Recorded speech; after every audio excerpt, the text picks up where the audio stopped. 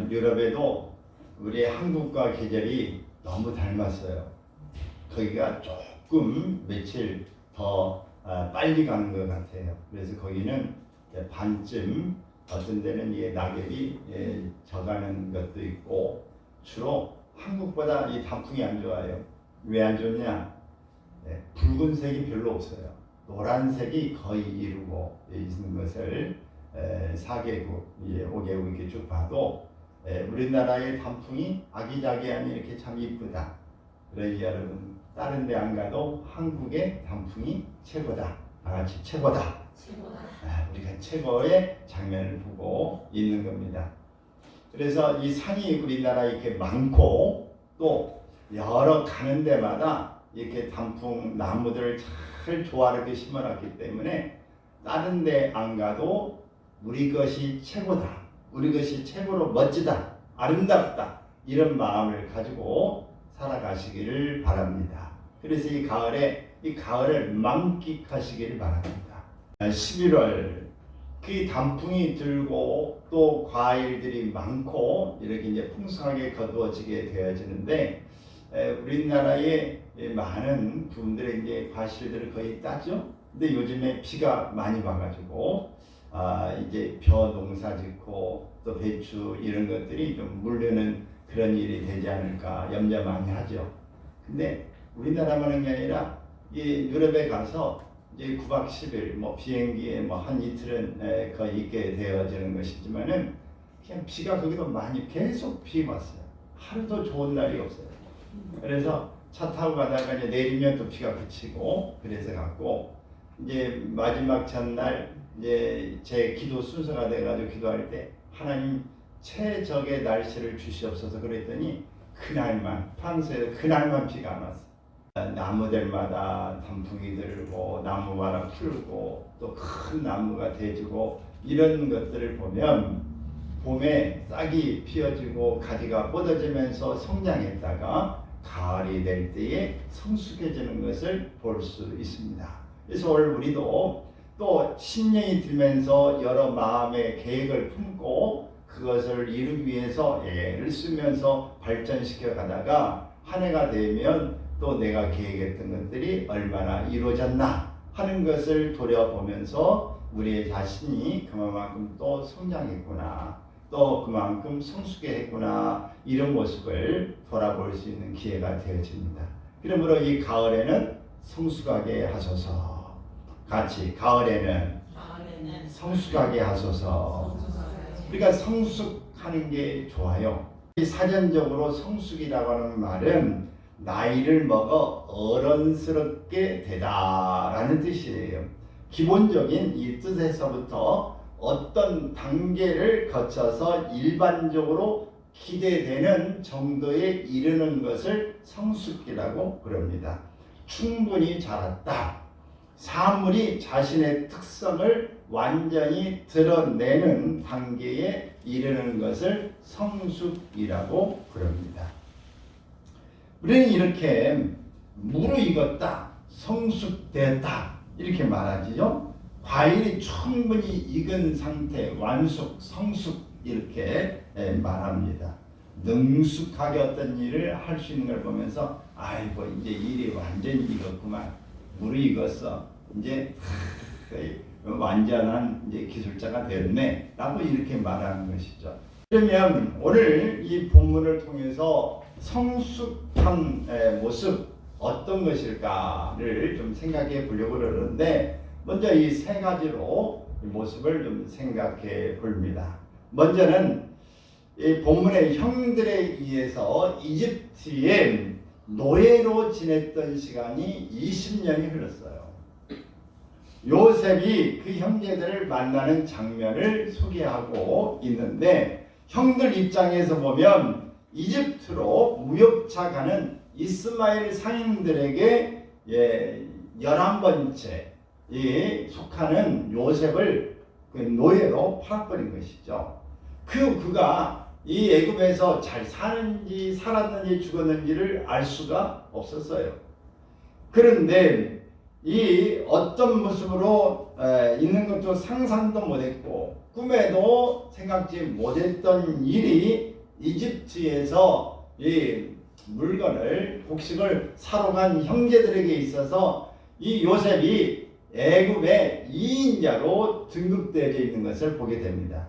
얼마나 기품의 기절촉풍한 일입니까? 얼마나 상상밖의 일이 벌어지는 일입니까? 아니 노예로 갔는데 젊은 나이에 애굽의 총리가 되었다니 아주 기상천외한 일이 아닐 수 없는 것입니다.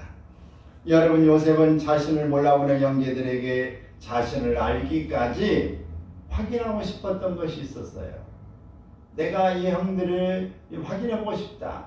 예전에 그 형들인지 지금 뭔가 좀 달라져 있는지 성숙한 것인지 이것을 확인해보고 싶은 것이죠. 먼저 어떤 것을 확인해보고 싶었는가? 자신을 알고 죄를 고백하는 이 모습이 있는가 하는 것입니다. 이집트를 중심으로 최악의 흉년이 들어서 아시아와 아프리카 전역이 굶주림에 허덕이고 고통 가운데 있었습니다. 견디다 보던 야곱의 가족들도 해결 방안을 찾았는데 그것이 바로 7년 전 흉년이 오기 전부터 곡식을 쌓아두어 이제 어려움이 없다는 애굽에 가서 곡식을 구해야 되겠다라는 것 때문에 형제들이 총출동을 하게 되어져서 돈을 가지고 가게 되어진 것입니다. 요셉이 형제들을 보면서 이미 한눈에 딱 보면 알죠. 형제들이 한 명도 아니고 그냥 떼거리로 왔으니까 이 큰형, 두 번째 형, 세 번째, 넷째 저 이름을 다 알게 됩니다. 왜 요셉이 가장 어릴 때 유년기에 간 게 아니고 이제 소년기에 갔기 때문에 17살쯤 갔기 때문에 다 아는 것이죠. 그래서 이 형들을 볼 때에 이 9절의 말씀을 보면은 요셉이 쿡 찌릅니다. 뭐라고 찔러요? 시작. 너희는 정탐꾼들이라 이 나라의 틈을 엿보려고 왔느니라. 애굽의 총리 그 길에 등등한 이 나라의 이 책임자 바로 총리 모든 걸 관할하고 있는 그가 이 형제들에 의해서 너희는 정탐꾼들이다. 너희들이 이 나라의 틈을 엿보려고 왔구나. 이렇게 말하니 얼마나 이 서슬파란 이 총리의 말에 그들이 막 오금이 줄이고 벌벌벌 떨 수밖에 없는 상황이 되어진 것입니다. 그러자 형들은 자신들은 스파이가 아니라면서 자신들이 여기에 온 이유를 이야기하고 가족관계를 이야기하게 되어집니다. 그러자 요셉은 너희의 말이 사실이라면 막내를 데려오라. 그러면 스파이라고 의심하지 않겠다. 이렇게 뜻밖의 제안을 형들에게 하게 됩니다. 그러고 난 다음에 3일 후에 시므온을 볼모로 사로잡아 놓고 나머지를 다 돌려보냅니다. 이렇게 10명이 왔는데 시므온을 넣고 9명을 돌려보낸 것이죠. 각자의 곡물 자루에 그들의 가져온 돈을 그대로 넣어서 보냈습니다. 그런데 이 일은 형제들 입장에서는 아주 큰 일이었습니다. 도대체 무슨 이유로 돈이 자루에 그대로 들어있단 말이냐 라고 하는 것이죠. 만약 기근이 이 상태로 계속 간다면 곡식을 구하기 위해서 다시 애굽에 와야 하는데 올 때는 곡식을 2배로 살 돈을 2배로 가져와야 되는 것이죠. 곡식 이 자루에 돈이 그대로 들어있으니까 이 돈과 더불어 이 또 살 거를 가져와야 되고 시몬이 이 인질로 잡혀 있으니 올 때 그냥 오면 안 되고 누굴 데리고 와야 된다? 이 동생 베냐민을 데리고 가야 되는 참 어려운 숙제를 갖고 갔습니다. 근데 항상 불안한 생각은 현실로 다가오는 게 많죠. 근데 먹다 보니까 곡식이 천년만년 먹을 게 아니고 금방 떨어져 버리고 만 겁니다. 그럴 때 이제 굶주리는 이런 상황이 오자 다시 애굽에 내려가야 되는데 그냥 갈 수 없잖아요. 누구를 데려가야 돼? 베냐민 동생을 데리고 가야 됩니다. 막내 12번째를 데리고 가야 되는데 이 도저히 야곱은 믿기지가 않는 겁니다. 왜? 예전에도 요셉이 그 형제들에 의해서 이렇게 노예로 팔림을 당했는데 형제들이 요셉의 채색옷을 가져다가 이 염소의 피를 묻혀가지고 짐승이 이렇게 요셉을 찢어서 죽였다. 그래서 이 옷이 이렇게 남아있다. 이제 그것을 했는데 이 야곱이 그걸 보면서 요셉의 옷이고 피가 묻었으니까 그 당시에 무슨 유전자 검사를 하겠습니까? 뭐 할 수 있는 방법이 없죠.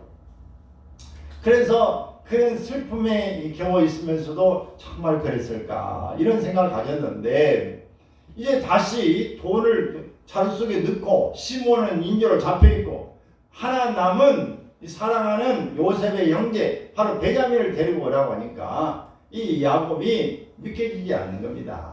못 간다, 못 보낸다, 뭐 이렇게 왜 베냐민이 있다고 이야기를 했느냐 이야기하는데 이 요셉이 물어볼 때 우리가 할 수 없이 스파이로 이 정탐꾼이라 말하니까 말하는데 어찌 이 총리가 우리에게 베냐민을 데려오라고 할 그런 생각이나 했겠습니까?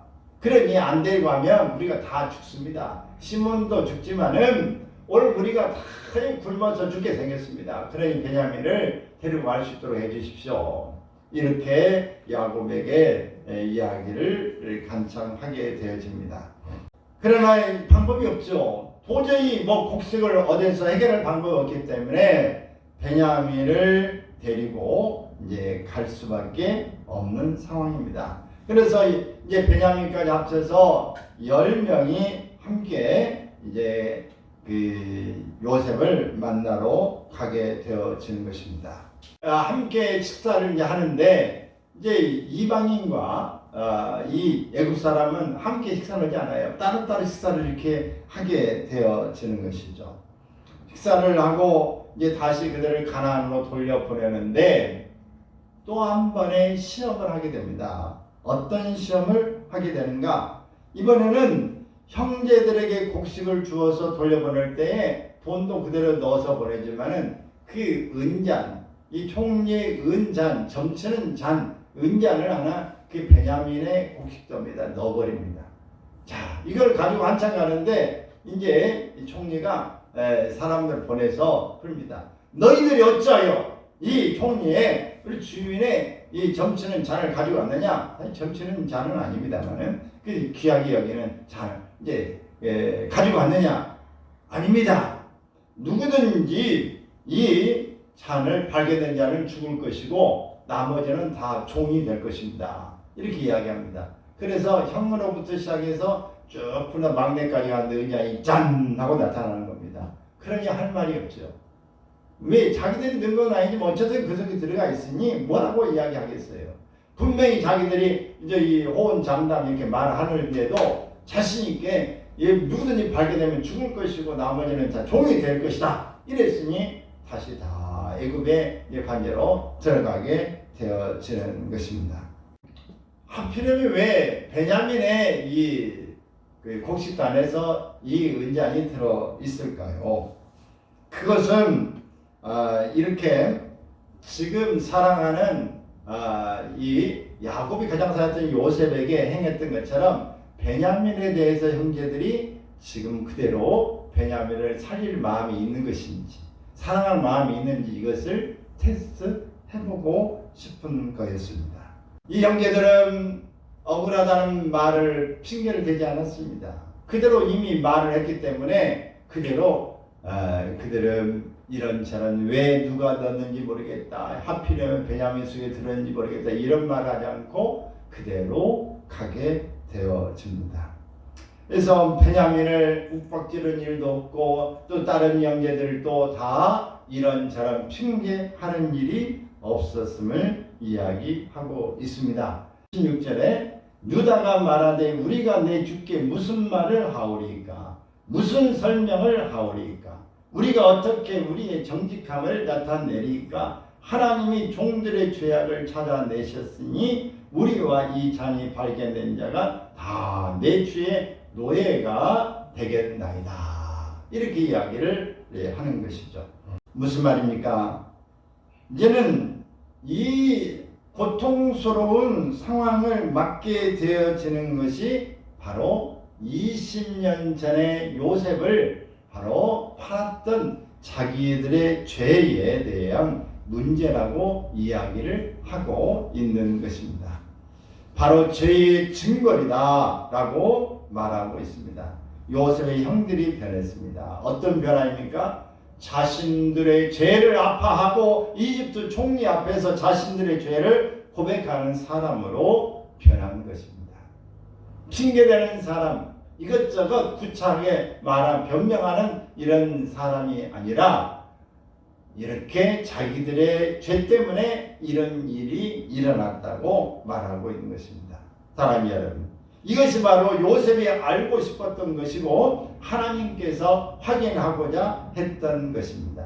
지난날의 죄를 아파하고 지금의 위기 상황이 그 죄를 찾아내신 하나님의 증거이라고 인정하는 모습, 이것이 성숙한 사람의 모습인 것입니다. 여러분, 우리가 잘못한 것, 과거의 일에 있어서 이러이러한 것 때문에 연결되어 있다면 우리가 이런 죄의 문제를 고백하고 이 죄에 하나님이 징벌하신 게 아닌가, 이런 고백이 있어지기를 바라고 우리 자신을 냉철하게 돌아보는 죄와 허물의 모습을 인정할 수 있기를 바랍니다. 괜히 어떤 그 잘못에 대해서 합리화하고 또 허물을 누구 때문이라고 떠넘기는 일이 없기를 바랍니다.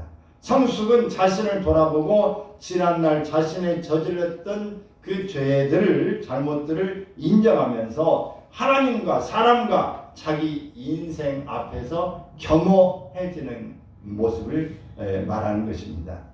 이 대목처럼 이제는 자신을 살피고 허물을 인정하고 그 허물의 대가라면 달게 받겠다는 모습이 성숙한 자세입니다. 사랑하는 여러분, 성숙은 눈이 시리고 가슴이 아프도록 자신의 현실을 곧바로 쳐다보고 인정하는 것입니다. 자신의 허물과 죄를 고백하는 것입니다. 힘들고 아픈 그 모든 일들을 죄의 열매로 받아들여야 합니다. 오늘 우리의 모습은 어떻습니까? 여러분, 이것저것 되지 말고 인정하며 삽시다. 아멘. 어떤 일을 연관돼서 그래서 그렇구나. 그래. 그래서 우리가 어떻습니까? 사람이 재주코는 못 사는 거야. 어떤 일을 지나고 왔더니 그 일이 되게 반복될 때 그래. 사람이 재주코는 못 살지. 그대로 받는 거야. 여러분, 우리가 살아오면서 주변에서 이런 거 많이 보지 않았습니까? 여러분, 이렇게 이것이 바로 성숙해가는 과정인 것입니다. 또 두 번째는 다른 사람을 이해하고 존중하는 것이 성숙한 사람의 모습입니다. 20절 읽습니다. 무리에게 아버지가 있으니 노인이요 또 그가 노년에 얻은 아들 청년이 있으니 그의 형은 죽고 그의 어머니가 남긴 것은 그뿐이므로 그의 아버지가 그를 사랑하나이다 라고 말하고 있는 것입니다. 또 22절 있습니다. 그 아이는 그의 아버지를 떠나지 못할지니 떠나면 그의 아버지가 죽겠나이다 그랬죠? 30절 이하에도 보면 아버지의 생명과 아이의 생명이 서로 하나로 묶여 있거늘 이제 내가 주의 종 우리 아버지에게 돌아갈 때에 아이가 우리와 함께 가지 아니하면 아버지가 아이의 없음을 보고 죽으리니 이같이 되면 종들이 주의 종 우리 아버지가 흰 머리로 슬퍼하며 수울로 내려가게 함이니이다. 무슨 말입니까? 이전에는 편애하는 아버지를 이해하지 못했고 아버지의 사랑을 자신들보다 더 많이 받는다는 이유로 요셉이나 베냐민을 싫어했습니다. 그랬던 그들이 이제는 늙은 아버지를 이해하고 존중하고 있는 것입니다. 혹시라도 아버지가 힘드실까 염려하고 충격받으실까 노심초사하는 모습을 보이는 것입니다. 그리고 외로운 베냐민을 진심으로 걱정하고 있습니다. 여러분, 성숙하다는 것은 다른 사람에 대한 그의 마음과 태도로 알 수 있습니다. 베냐민, 그의 유일한 형인 요셉이 죽었으니 혼자의 외로움을 가지고 있다. 이 아버지가 늙으셔서 늘 그 요셉에 대한 애타는 마음을 가지고 베냐민을 소중히 여기고 있는 그의 모습을 볼 때 아버지의 심정을 이해할 만하다.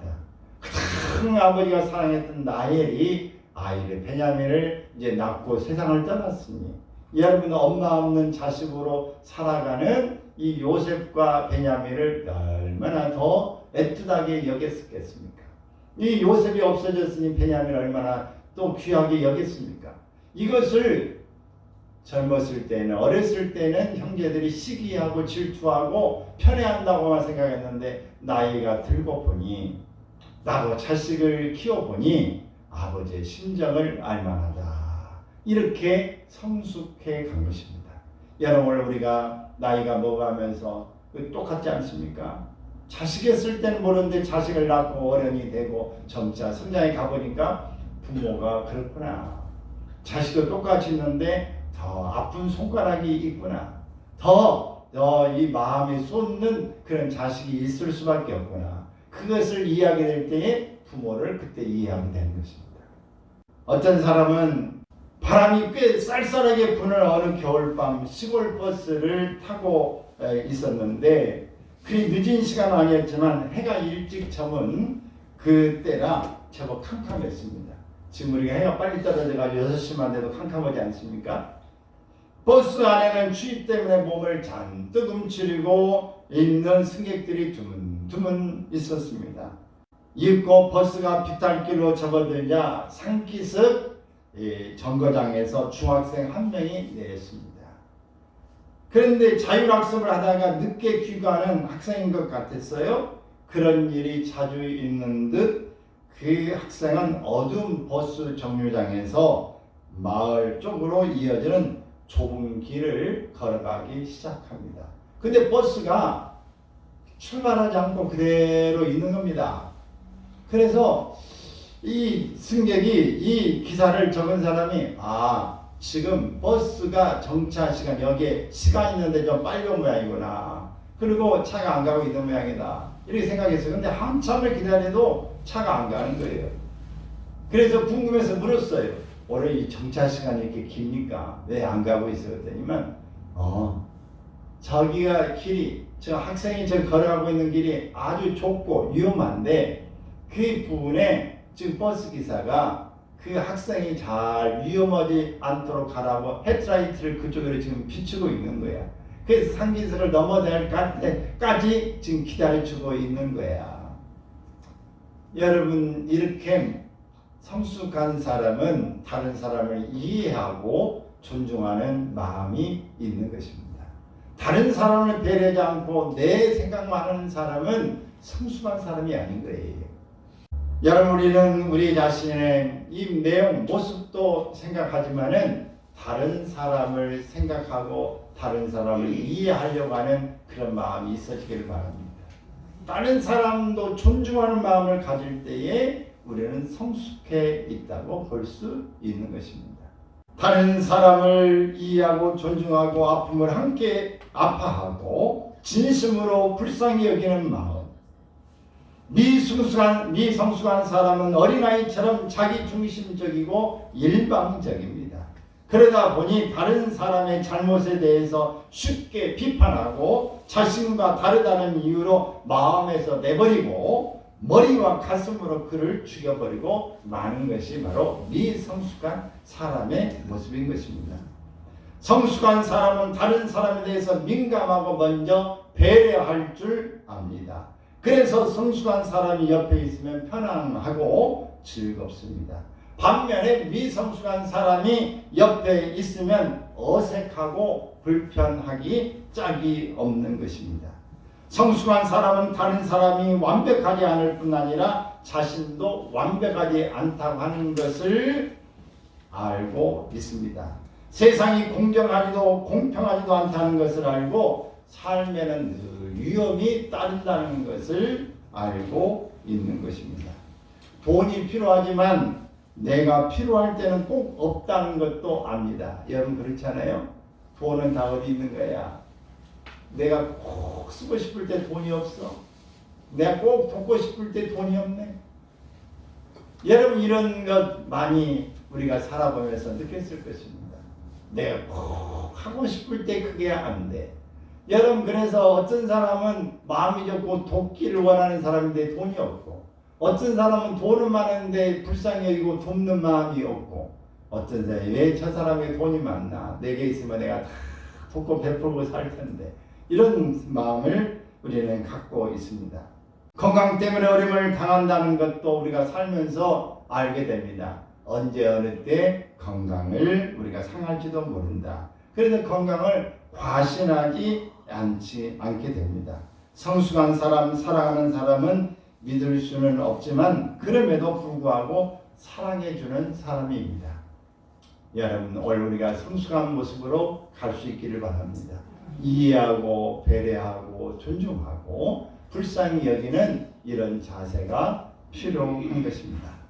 사랑하는 여러분, 유다를 비롯한 요셉의 형들 아직 어릴 나이에 이미 아버지의 사랑을 자신들보다 더 많이 받았던 그런 모습을 보면서 다른 사람을 머리로만 이해했고 가슴으로 아파하고 몸으로 배려하고 존중하는 성숙함이 없었던 그들이 이제는 성숙함에 이르게 된 것을 찾아볼 수 있습니다.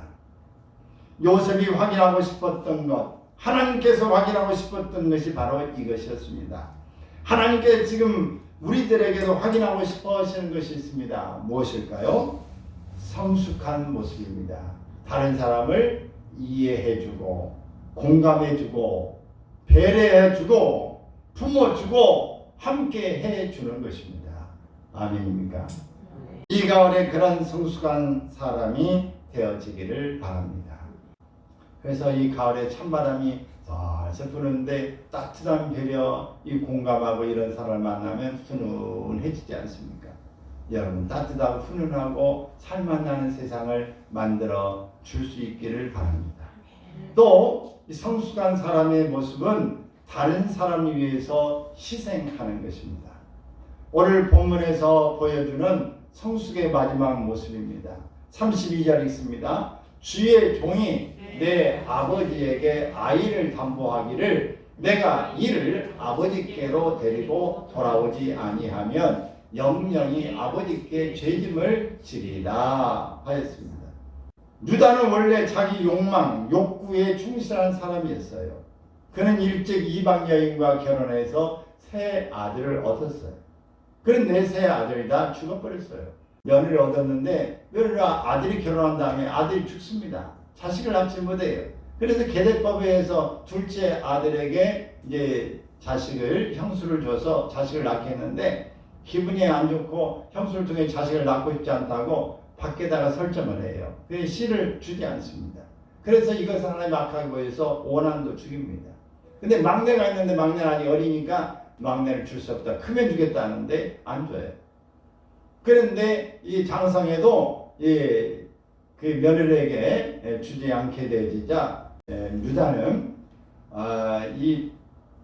그 아내가 일찍 세상을 떠나버리고 말았기 때문에 그 며느리가 창녀로 이렇게 모습을 변장하고 있기 때문에 며느리인지 모르고 며느리를 통해서 자식을 낳게 되는 쌍둥이를 낳게 됩니다. 이런 만큼 유다는 온전하지 않는 사람이에요. 욕심도 많고 또 그의 모습 가운데 자식들도 바람직하게 잘 자란 모습을 볼 수가 없습니다. 이 유다가 오늘 이 모습에 와서는 굉장히 성숙한 모습으로 바뀌어 있는 걸 볼 수 있습니다. 야곱 아버지에게도 내 자식을 보물로 세우고 내가 베냐민을 데려오지 않으면 내 자식들을 처리하셔도 됩니다. 이렇게 이야기하고 이 형들도 요셉 앞에서도 이렇게 모든 것들을 앞에 서서 유다가 정리해 가면서 희생을 감당하고 있는 것을 볼 수 있습니다. 33절 읽습니다. 이제 주의 종으로 이 아이를 대신하여 머물러 있어 내 주의 종이 되게 하시고 이 아이는 그의 형제들과 함께 올려 보내소서. 큰형님 르우벤을 필요하여 10명의 형제들이 있지만 유다는 모든 책임을 자기가 안고 가겠다고 하는 것입니다. 모든 희생을 내가 하겠으니 다른 사람을 다 풀어주십시오 라고 이야기하는 것입니다. 자신을 담보물로 해달라고 하는 이야기인 것입니다. 여러분, 이렇게 예수님처럼 독생자의 희생이 있는 것처럼 유다가 이런 희생을 감내하고 있는 것입니다. 이탈리아의 작가 이 지오반니 파피니라고 하는 사람은 이런 이야기를 하고 있습니다. 파피니는 철저한 무신론자였어요. 그러던 어느 날 독실한 크리스찬인 어머니는 늘 아들을 위해서 기도해 왔는데 어느 날 이 파피니에게 무서운 병이 찾아왔어요. 그런데 이 소식을 듣고 어떤 사람이 이렇게 이야기를 합니다. 이 아이는 인육을 먹여보면은 차도가 있을 것 같다. 이게 사람 몸을, 이 살을 먹으면 차도가 있을 것 같다. 그 얘기를 듣고 엄마가 아들 몰래, 아들이 병이 심하기 때문에 자기 허벅지에 이 살을 베어다가 아들에게 먹입니다. 근데 놀랍게도 아들이 건강에 차도가 생기는 겁니다. 좋아져요. 그러면서 아들이 한쪽에 하면서 이 고기가 이게 참 그걸 먹고 힘이 생겼는데 또 기회가 되면 이제 더 먹으면 좋겠다. 이런 이야기를 이제 엄마가 듣습니다. 그래서 다시 엄마가 이 칼을 가지고 자기 살을 베에다가 피를 흘리면서 쓰러집니다.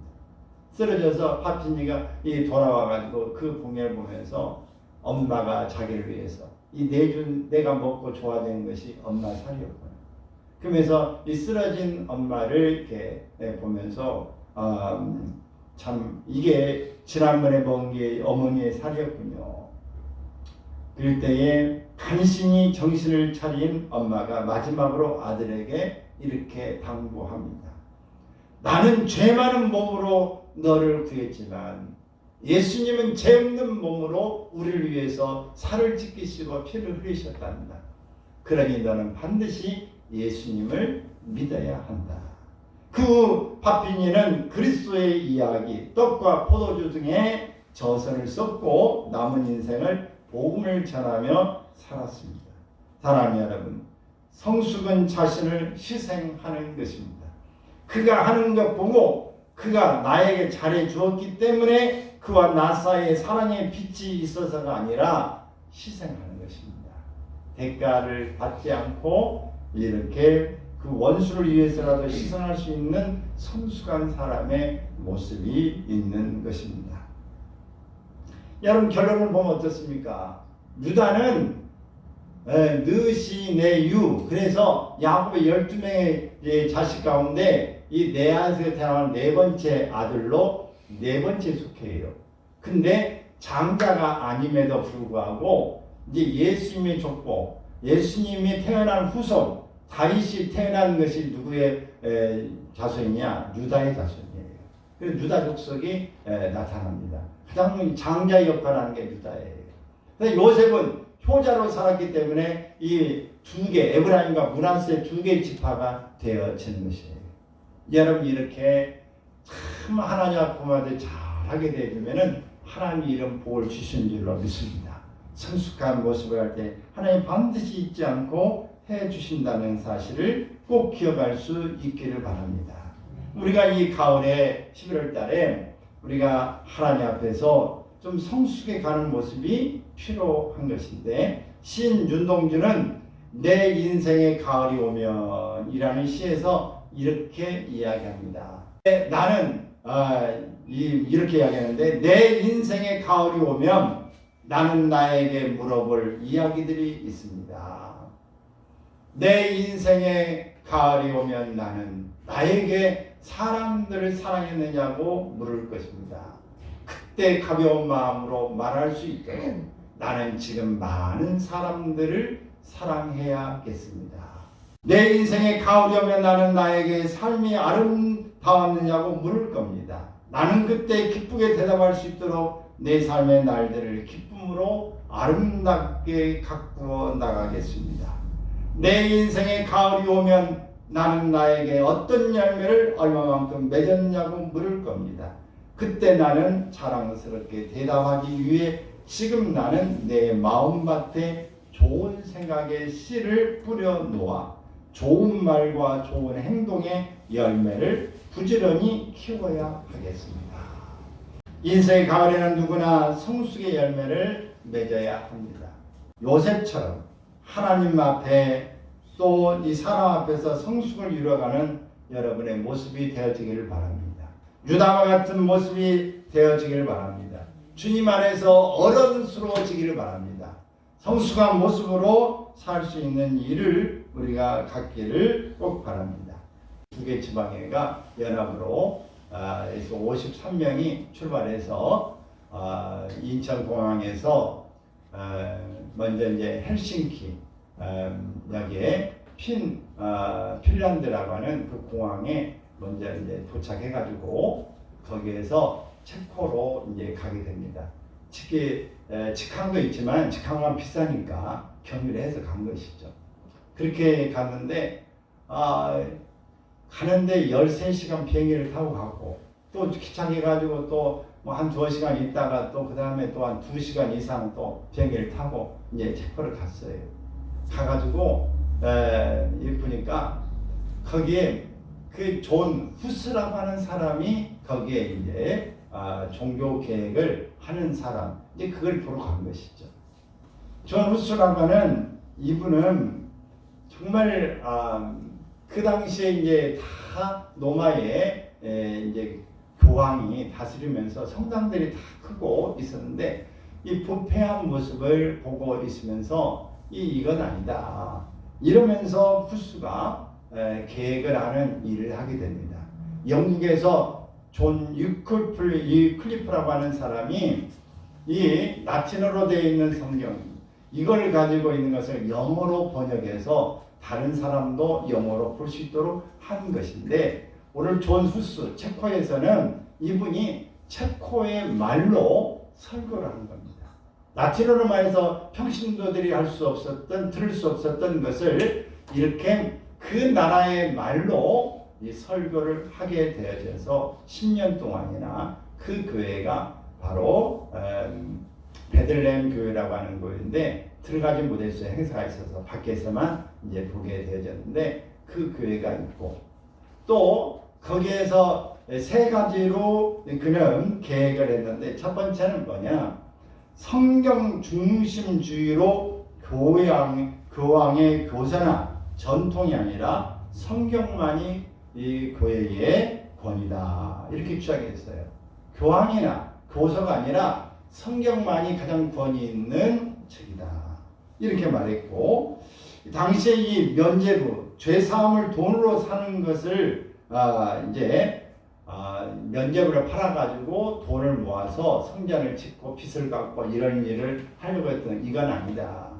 죄는 회개함으로 이렇게 예수님의 이름으로 우리가 구하고 그럴 때 회개함으로 받는 것이지 돈으로 받는 게 아니다. 이제 그러면서 이걸 주장하게 되어지고 모든 신자는 사제직을 주장하는 것입니다. 그래서 모든 사람이 다 제사장처럼 우리 하나님 앞에 나아갈 때 예수님의 이름으로 우리 하나님 앞에 나아갈 수 있는 사람이지 이제 사제를 통해서만 죄도 고백하고 그를 통해서만 하나님 앞에 나아갈 수 있는 이런 게 아니다. 이걸 주장한 것이죠. 또 이 교회의 개혁을 요구했는데 교회는 영적 왕국이지 세상 왕국이 아니다 라고 말했어요. 교회는 영적 왕국이지 세상 왕국이 아니다.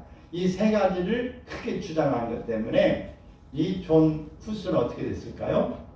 얘는 이런 콘스탄치로 소환돼서 화형을 당하게 됩니다. 불로 태워서 죽임을 당하게 돼요. 그 동상이 바로 체코의 이 프라하라고 하는 데에 그 광장에 큰 동상이 청동으로 만들어진 게 있고 밑에 시민들이 무릎을 꿇고 그 지지하면서 함께 보는 그 큰 동상을 1915년에 종교 500주년 기념으로 그렇게 만들어 놓은 것입니다. 그게 있어요. 여러분 우리가 이 종교를 계획하고 그 당시에 이건 옳지 않다고 주장하는 것은 생명내고 하는 겁니다. 그러면서 또 오스트리아의 주변의 나라가 또 침입에 들어와서 체코로 왔을 때 이렇게 프로테스탄트 이런 종교 계획을 하는 앞장선 사람들을 죽였는데 27명을 죽이는 장수가 있어요.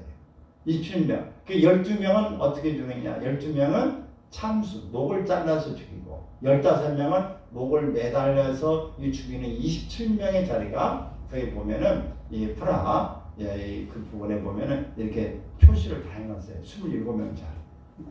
여러분 그리고 이 다리에 프라하 또 다리 그쪽에 보면은 그 30명의 이 성인들의 모습을 새겨놨어요. 바로 이 죽임당하는 사람들과 함께 동상들이 있는데 참 오래된 그 역사, 이 고딕 문화와 또 중세 이 시대 때의 그 건축물들의 화려한 아름다움을 우리가 이제 보게 되어지는데 그 모습들 속에서 정말 이 나라가 건재하고 할 수 있었던 것. 그러나 이 뿌리 속에서 이렇게 유럽이 뿌리를 내리고 성장하고 갈 수 있었던 것은 종교 계획자들의 피땀 흘린 노력과 피 흘린 발자취가 있기 때문이다 라고 하는 것을 찾아볼 수 있었습니다. 또 이제 시계, 그 천문시계라고 하는 게 그게 있어요. 그걸 보기에 사람들이 참 모이는데 천문시계 이게 이제 요거는 이제 후스가 여기에서 10년 동안에 설교를 했던 베들레헴 교회라고 하는 것입니다. 지금도 여기에 행사들을 하고 신학생들이 여기에서 어떤 집회를 하고 공부하기도 하는데 개방하는 데인데 개방을 들어가지 못했고요. 여기가 지금 아까 말했던 존 후스의 동상입니다. 청동으로 만드는 것 밑에 많은 백성들이 무릎을 꿇고 이제 같이 이렇게 후스와 함께 지지하고 이런 백성들이 그래서 혼자가 아니라 우리가 함께 이렇게 참 크리스찬, 프로테스탄트 지금 개신교죠. 이 부분에 대한 움직이는 모습이고 또 이것은 이제 프라하의 봄이라고 하는 영화도 있고 그랬죠. 그처럼 광장입니다. 여기 쭉이 앞에 끝에 이르기까지 한 500m 되는 데까지 광장을 말하고 있어요. 이제 요게 이제 천문 이 시계탑인데 시간이 울리면은 땡 종이 치면서 창문이 딱 열면서 인형들이 나타나가지고 저렇게 진행해 갑니다. 근데 옆에 보면은 또 밑에 여러 창을 든 사람 여러 모양으로 해가지고 밑에 있는 맨 위에 창이 열리면서 이제 인형들이 날아가고 또 밑에도 보면 사람들 여러 모양이 있는 사람들이 조금씩 움직입니다. 이게 지금 수백 년 동안 계속 시간 되면 움직이는데 사람들이 이걸 보기 위해서 인산인해를 이루어요. 결론적으로 이 천문시계의 인형들은 시간의 흐름 속에서 인간이 겪는 삶의 다양한 모습과 종교적인 교훈을 시각적으로 표현해주는 그런 일입니다. 그래서 아주 명물로 많은 사람들이 보고 있는 것이죠.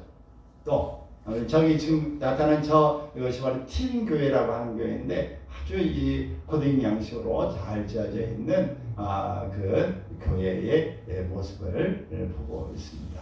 건축 양석은 저거를 볼 때 참 독일이고 여러 나라의 스위스 또 프랑스 또 이런 체코 그런 나라들에 보면 저런 건축물들이 그전에 있었던 것들이 정말 있는데 어떻게 저걸 졌을까 참 봐도 감탄이 되는데 또 나중에 보면 성 위에 같은 데서 아름답게 저렇게 막 만들어낼 때 노예들이 저걸 얼마나 힘들게 만들었을까 그런 생각들을 많이 겪게 됐고 정말 예술은 끝이 없구나 만드는 그것이 처음 수천 년 전에 만들어진 겁니다. 그러니 얼마나 참 그 당시에도 섬세하게 애쓰고 참 예술가들이 많구나라는 것을 느끼게 했습니다. 여러분 결론 오늘 우리가 사는 이 세상에서 성숙함이 필요한 겁니다. 성숙한 사람이 세상을 밝게 해주는 것이고 성숙한 사람이 있을 때에 그 주위에 많은 사람은 즐겁고 기쁘고 행복하게 되는 것입니다. 이해하고 배려하고 또 공감하고 함께 해주는 그런 일을 통해서 이 세상이 멋지게 나가고, 이를 통해서 하나님도 인정하시고 사람들도 인정하면서 오늘 요셉과 유다처럼 복이 되는 삶이 되어진 줄로 믿습니다. 오늘 우리 모두가 다 이런 축복의 대회를 쓸 수 있는 가을에는 성숙하게 하셔서 이런 모습이 되기를 축원합니다. 기도합시다.